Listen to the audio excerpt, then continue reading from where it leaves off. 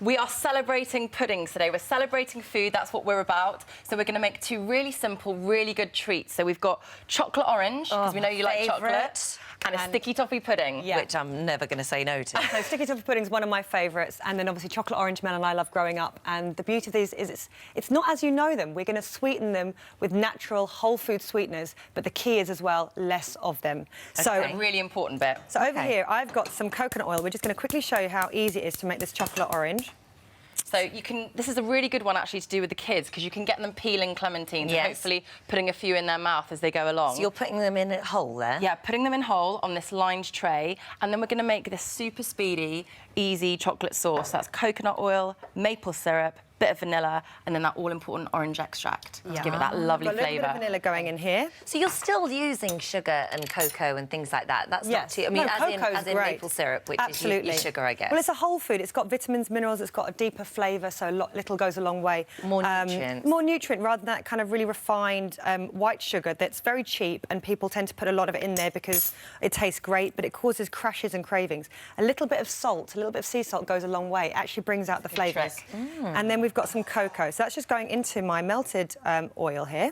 In the summer, you don't even have to melt it because it will just go at room temperature. Have you ever cooked with coconut oil? Coconut, I have actually. Yeah. Just We've started done a bit to. on here, haven't we? Yeah, I've just started to use it a little bit more. You can definitely taste it. You can taste it. There's a definite flavour at least. And it's got a lovely natural sweetness, so you actually need less of other it. sweetness. Yes. So try it in your baking, and this makes an amazing sauce. So that just goes straight over that, and then that's it. It's so easy. So you could make it when the kids come back from school. That will set for an hour in the fridge, and then it's perfect for pudding. Okay. And it's also lovely. So I think that's melted served now. at a dinner party with a glass of wine. So not just with a cup of tea. That's it. On a cold marble slab. So you could also make this... And that's only cocoa powder. It's not like you melted a ton of chocolate in there. No, no, no. That was as easy as that. But real chocolate's great for you. You know, you've got cocoa butter.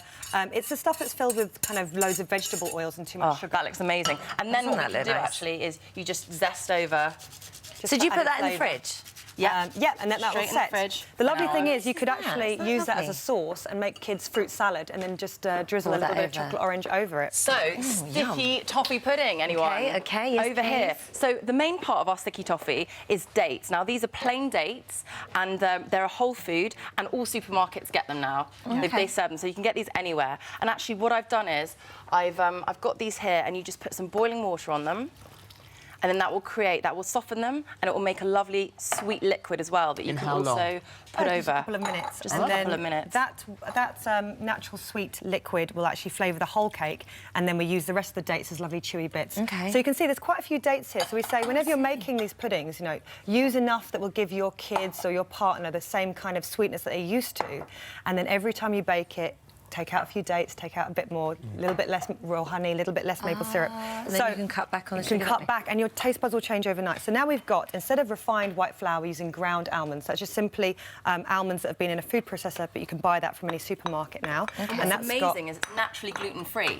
Yeah. Oh, OK. And that's got fats and protein in it. Then we've got butter. So if you've heard anything about fats lately, it's that the war on fat is over. Natural fats are great for you. So that's lovely butter.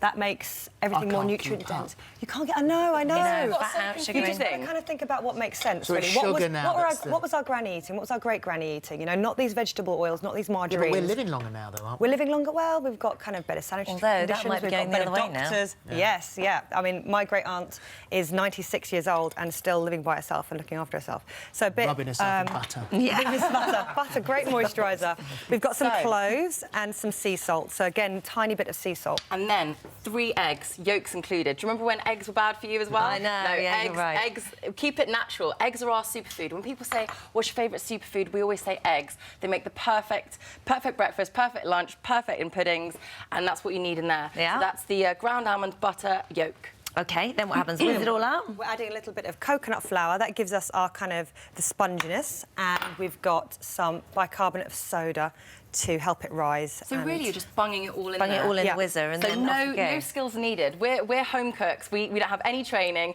If we can do it, you could do it. I know there's 2 of us doing it. Probably making it look a bit more complicated. So now dates can go straight in there. So you can blend them smooth if people don't like bits, but we love it with kind of chunky just bits. pulse it a bit. So pulse it, pour it into your tray, bung it in the oven for 35 minutes, cover it after 35 minutes, then give it another 20, and then. And it's delicious as a hot pudding, but also imagine next day cold as a little tea cake. That would be lovely. If you put that sauce on it that you just made over there. You could if you wanted to. Mixing and matching your recipes, Phillip. That would be an ultimate Making up your own stuff. You know, it's so you end up try like this, something. and then here we go. So imagine this warm out of the oven. It's very, very puddingy, but now we've got cook it a little bit longer. Let it chill, and you've got these gorgeous bite-sized pieces to have with a cup of tea. Always. Yeah, we've done some with the sauce. So if you look at the recipe online, you'll find there's a sauce. If you chill that sauce, it makes a lovely frosting. So that's ground almonds, coconut. So that's not bad for me. Well, it's got sweeteners in it. Yeah. So the big mistake people might make is to take out refined sugar and dump tons and tons of honey and maple syrup and dates into it. And don't do that. We all need to cut back, but slowly does it. Am I going to love this? That You got one in each hand, Holly? This has got your name on it, Holly. Isn't that delicious? That's stunning. So what you've got there is kind of whole foods rather than refined flours, lots of That's so refined white yummy. sugar. It's got goodness in it. I can vouch for what's written on the front of the book. Good and simple. And it's That true. was very simple, and Really it was delicious. extremely good. Thank you, Melting guys. up. Thank you.